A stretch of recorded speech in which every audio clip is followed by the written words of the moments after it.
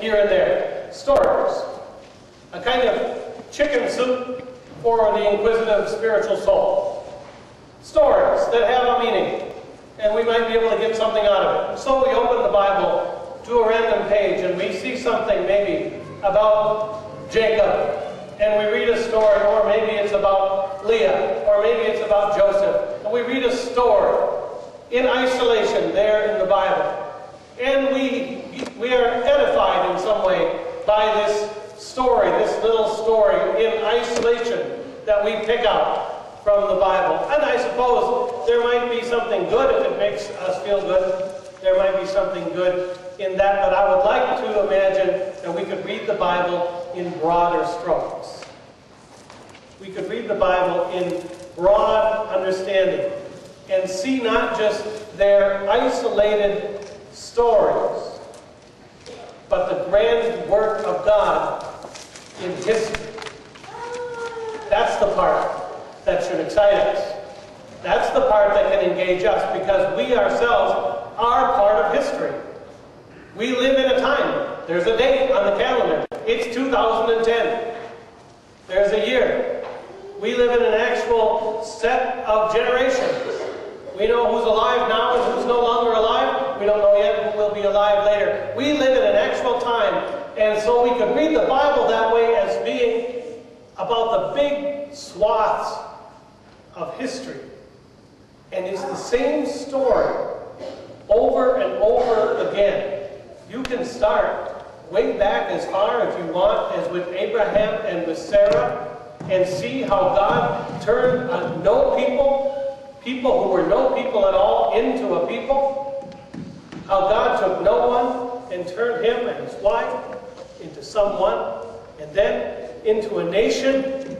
And then there's the same story, if you keep reading, about Abraham and Sarah, and then their children, who God had promised would number like the stars in the heavens. Those same children of Abraham and Sarah ended up as the children of Israel, enslaved in the nation of Egypt for 400 years. 400 years enslaved in the nation of Egypt, but it was there in the nation of Egypt, from the nation of Egypt, that God delivered them out of slavery into the freedom of the promised land, as it says in our baptismal liturgy. And then what? And then they wandered again in the wilderness, until God, through manna, and God, through water from a rock, collected his people again made a nation out of people who were like herding cats in the desert. God collected them again in the desert. And then what? And then they got a king. God didn't want a king, really, but the Israelites insisted. They got a king, and it went okay for the first one. After that, it went downhill with Solomon and his children and all of those beyond them. And so God sent the prophets. And again, there is this story of God herding his children back together again into a just and into a righteous and into a good and decent people. It's the same story. You can begin at Abraham, or you can begin at Moses, or you can begin with Solomon, or you can begin with the prophets, but it's the same story of the people being scattered either through their own foolishness and their own hard-headedness and hard-heartedness, or through the oppression of external forces. It's the same story. And then there's Jesus. Blessed is he who comes in the name of the Lord. That's what they sing. That's what we sing on Palm Sunday. Blessed is he who comes in the name of the Lord. Why? Because the people of Israel were expecting this again. They had been scattered again. Scattered again, this time by foreign rule. This time by the Romans, who had taken over that whole part of the world. Scattered again. They had lost their sheen as a people. And so when Jesus arrived on the scene, it's not that surprising that the people of Israel saw God's story playing out again among them. And they greeted him on the streets on the way into Jerusalem as he rode a colt which was prophesied in the prophet Zechariah. The Messiah will come into God's holy city. That always means Jerusalem. The Messiah will come into God's holy city riding on a colt, a little foal.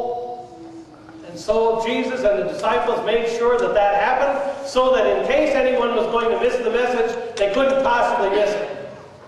This is the new time that God is doing this again.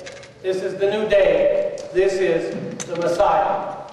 This is the one who we've been waiting for. Those are the grand swaths of history in the Bible. And although it plays out in many, many individual stories, we should read them as being a part of that grand story. And what about us? What is our story? Who is the Messiah that we're waiting for? What would the Messiah do if he were to ride down Lexington Avenue in 2010 in St. Paul, Minnesota? What would it mean for us? Would we recognize it? Would we recognize him? Would we recognize her? Would we recognize the Messiah if she were to ride down? What would he or she be riding on? Not a colt. We haven't been reading the prophet Zechariah. It would mean nothing to us except a crazy person on a colt riding down Lexington Avenue. How would we recognize the Messiah if he were to come and ride down Lexington Avenue today? That's the question that Jewish people were asking. They had to be asking in order for so many hundreds of them to show up on that first Palm Sunday, because they were experiencing who they were expecting, the one who would liberate them. In their case, it was from the Romans. In their case, it was from the Jewish leadership who had acquiesced to the Romans. Who would it be today? I don't know that I would recognize him, but maybe you would. It would be the one who speaks to the deepest but unmentionable hope that lives with you, that lives within you, but seems